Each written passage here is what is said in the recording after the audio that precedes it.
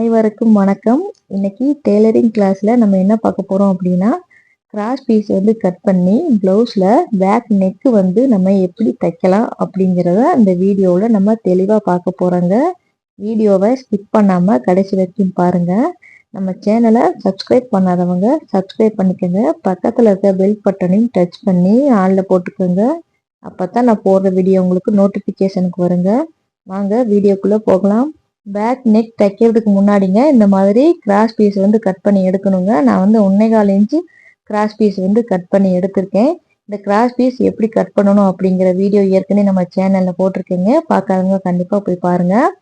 இப்போ நம்ம கிளாத்தை கட் பண்ணதுக்கு பிறகுங்க அதை ரெண்டு கிளாத்தாக சேர்த்து நம்ம தையல் போட்டு எடுக்கணுங்க.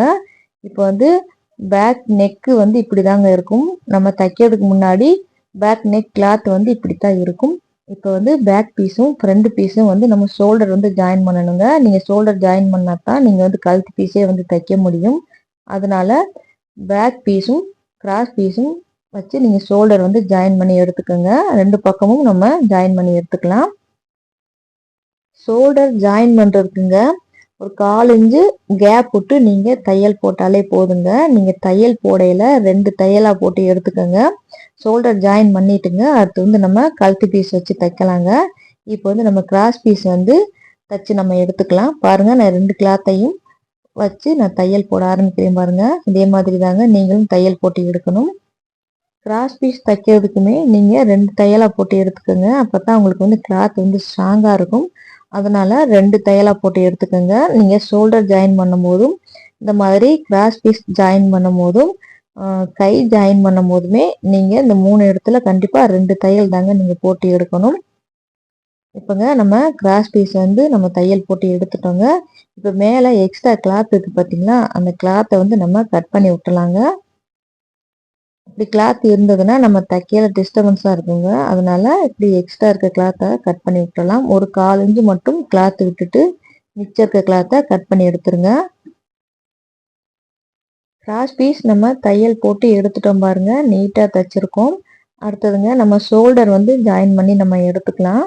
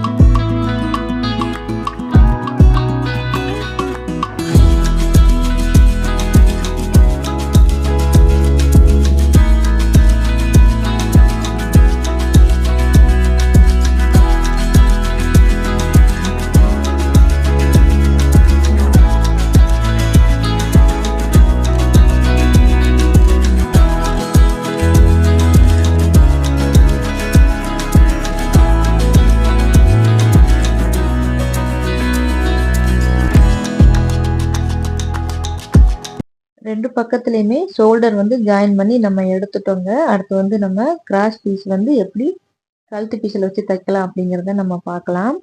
நீங்கள் கொக்கி வைப்பீங்க பார்த்தீங்களா, அந்த பக்கத்தில் ஃப்ரண்ட் பீஸ் எடுத்துக்கோங்க. நீங்கள் கிராஸ் பீஸை ஒரு 1/4 இன்ச்சு மடிச்சுட்டு அந்த கிளாத் மேலே இப்படி வைங்க. வச்சுட்டு நீங்கள் ஒரு 1/4 இன்ச்சு கேப் போட்டுட்டு நீங்கள் தையல் போட ஆரம்பிக்கணுங்க. நான் காமிக்கிறேன் பார்த்தீங்களா, அந்த மாதிரி 1/4 இன்ச்சு கேப் போட்டுட்டு நீங்கள் அப்படியே நீங்கள் தையல் போட ஆரம்பிச்சிருங்க.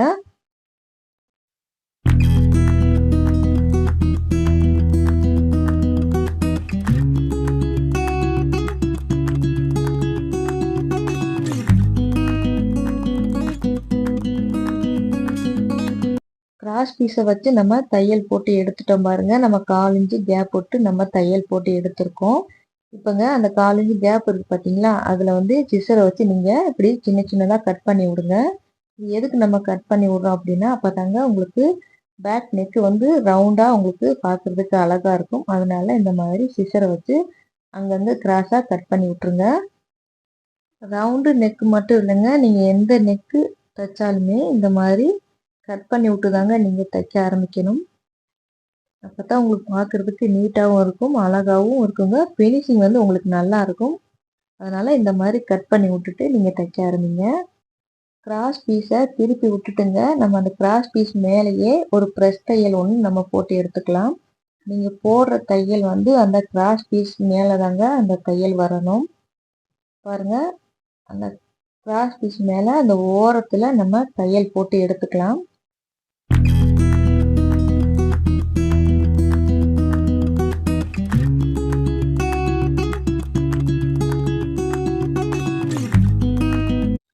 கிராஸ் பீஸில் ப்ரெஸ் தையல் போட்டு நம்ம எடுத்துட்டோம். பாருங்க, நம்ம நீட்டாக வந்து நம்ம தைச்சிருக்கோம். கழுத்து பீஸ் தைக்கிறது ரொம்ப ஈஸி தாங்க. நீங்கள் புரிஞ்சு தைச்சிங்க அப்படின்னா நம்ம சீக்கிரமே நம்ம தைச்சிடலாம். இப்போ பார்த்தீங்கன்னா 1/4 இன்ச்சு மடித்து நீங்கள் தையல் போடணுங்க. பாருங்கள், நான் எப்படி கிளாத்தை மடிக்கிறேன் அப்படிங்கிறத பாருங்கள். இதே மாதிரி மடிச்சுட்டு நம்ம தையல் போட்டு எடுக்கணும். இதுவுமே கிராஸ் பீஸ் மேலே தாங்க தையல் போடணும். நான் ஏற்கனவே தையல் போட்டிருக்கேன் பார்த்தீங்களா, அதுக்கு மேலேயே வந்து ஒரு தையல் போட்டு நம்ம எடுத்துக்கலாம்.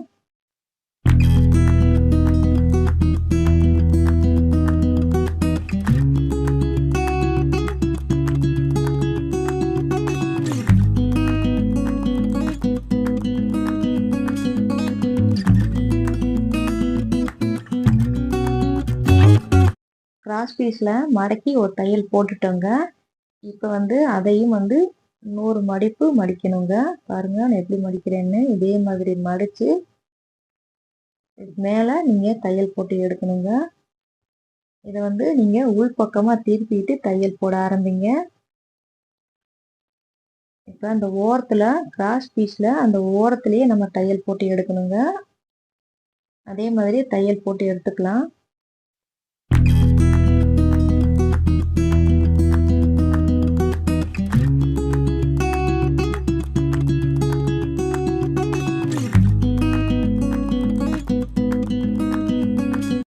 கிராஸ் பீஸை மடக்கி நம்ம தையல் போட்டுட்டோம் பாருங்க.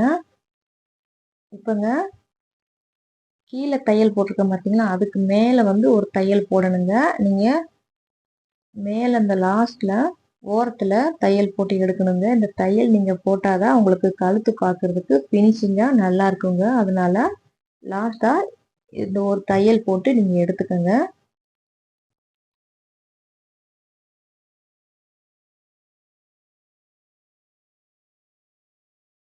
ப்ளவுஸில் கழுத்து பீஸ் வந்து நம்ம தைச்சிட்டோம். பாருங்கள், நீட்டாக நம்ம தைச்சிருக்கோம்.